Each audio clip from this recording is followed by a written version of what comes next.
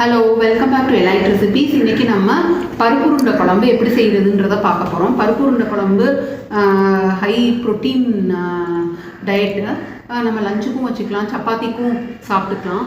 இதை எப்படி நம்ம ஈஸியாக செய்கிறதுன்றதை இப்போ நான் உங்களுக்கு சொல்கிறேன். அதோட இன்க்ரீடியன்ட்ஸ் என்னென்ன வேணுன்றதை இப்போ நான் காமிக்கிறேன். இப்போ இந்த கப்பு மெஷர்மெண்ட்டுக்கு நான் 1/2 கப் துவர் தால், 1/2 கப் கடலைப்பருப்பு சன்னா தால்னு சொல்லுவோம்ல, அது எடுத்திருக்கேன். இதை நான் தண்ணியில் ஒரு 1 ஹவர் சோக் பண்ணியிருக்கேன். தண்ணியில் 1 ஹவர் சோக் பண்ணியிருக்கேன். அப்போ தான் பருப்பு நல்லா அந்த மாதிரி வரும், மலர்ந்து வரும்.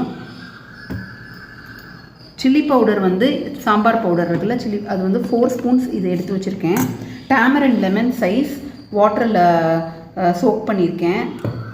பொட்டுக்கடலை, க்ரீன் சில்லி, ஒரு தக்காளி, கேஷ்யூஸ் கொஞ்சம், சோம்பு கொஞ்சம், சின்ன வெங்காயம், கார்லிக் பீல்டு, மல்லி கொஞ்சம் கட் பண்ணி கழுவி கட் பண்ணி வச்சுருக்கேன், கருவேப்பிலை, அது வெந்தயம், தேங்காய், உப்பு, ஆயில்.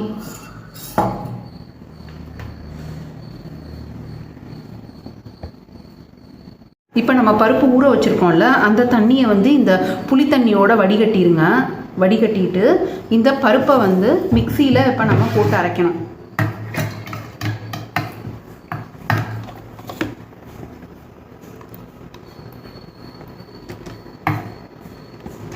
இந்த பருப்போட பச்சை மிளகா சேர்த்துக்கோங்க. இந்த பொட்டுக்கடலையும் சேர்த்துக்கோங்க.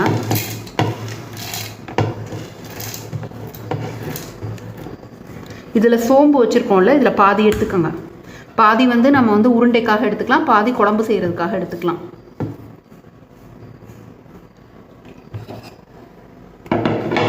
இந்த தேங்காயில் ஜஸ்ட்டு 4 to 5 பீசஸ் எடுத்துக்கோங்க. இதெல்லாம் மிக்சியில் ரொம்ப மாவு மாதிரி அரைக்க வேண்டாம், கொஞ்சம் குறைன்னு அரைச்சிக்கலாம். ஸோ உப்பு சேர்த்து அரைச்சிக்கோங்க. இதை இப்போ சின்ன ஜாரில் குழம்புக்கு மசாலா ரெடி பண்ணலாம். இந்த தேங்காய் சேர்த்துக்கோங்க. இந்த கேஷ்யூ முந்திரி பருப்பு சேர்த்துக்கோங்க. இந்த சோம்பு சேர்த்துக்கோங்க. இதை மிக்சியில் அடிச்சிருங்க. இப்போ பாருங்கள், தாலை மிக்சியில் அடித்தாச்சு. இப்போ இதை ஒரு சட்டியில் சேர்த்துக்கோங்க.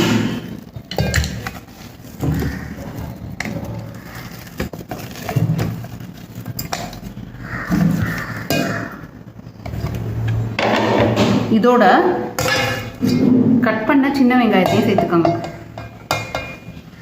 கருவேப்பிலை ஃபைனாக கட் பண்ணியிருக்கோம், அதையும் சேர்த்துக்கலாம். மல்லி ஃபைனாக கட் பண்ணியிருக்கோம், அதையும் சேர்த்துக்கலாம். சேர்த்துக்கிட்டு இது எல்லாத்தையும் ஒன்றா மிக்ஸ் பண்ணிக்கோங்க.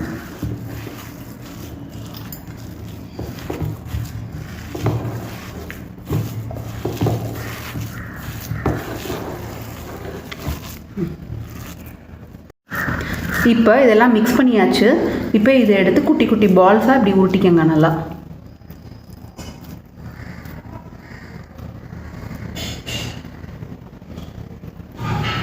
இந்த மாதிரி பால்ஸாக உருட்டி இந்த மாதிரி வச்சுக்கோங்க.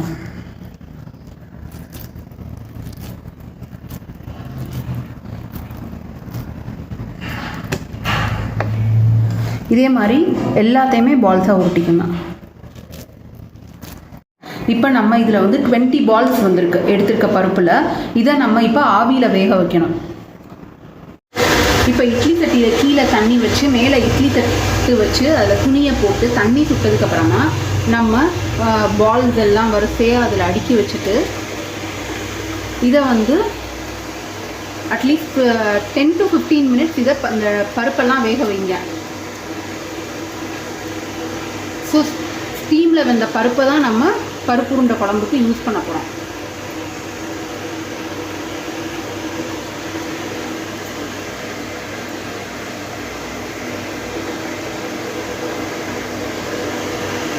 ஸோ இப்படி மூடி போட்டு வேக வச்சுருங்க. இப்போ நம்ம பருப்பு உருண்டை குழம்புக்குள்ளே கிரேவி செய்யலாம். இதுக்கு இப்போ ஸ்டவ் ஆன் பண்ணிவிட்டு இந்த மாதிரி ஒரு ஃப்ளாட் பேனாக வச்சுக்கோங்க. ஒரு 5 to 6 டீஸ்பூன்ஸ் ஆஃப் ஆயில் ஊற்றுங்க.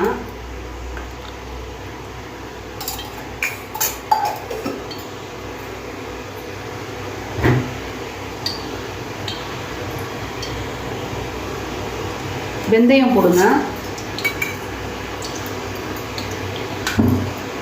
லைட்டாக பெருங்காயம் போடுங்க.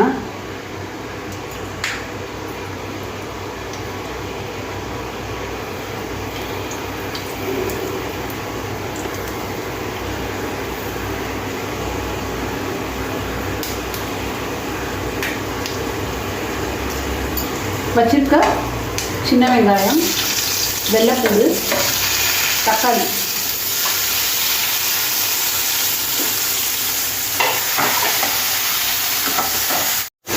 இப்போ நம்ம சாம்பார் தூள் போட்டுருவோம். 4 ஸ்பூன்ஸ்ன்னு சொன்னேன்ல, அதை அப்படியே போட்டலாம்.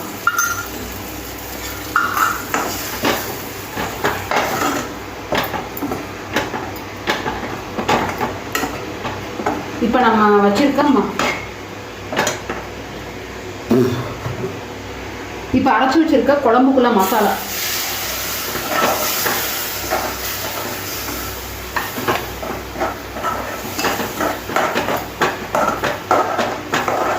பருப்பு தண்ணியையும் போட்டுருங்க.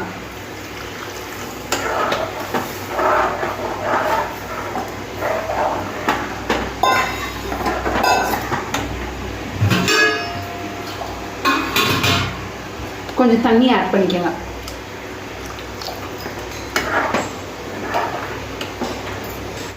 இப்போ பாருங்கள் வந்து தால் பால்ஸ் எல்லாம் போட்டு 10 மினிட்ஸ் சிம்மிலே வெந்துச்சு. இப்போ நான் வந்து கருவேப்பிலையும் கொத்தமல்லியும் போட்டு இதை கார்னிஷ் பண்ணுறேன். இப்போ பருப்பு உருண்டை குழம்பு ரெடி ஆயிடுச்சு.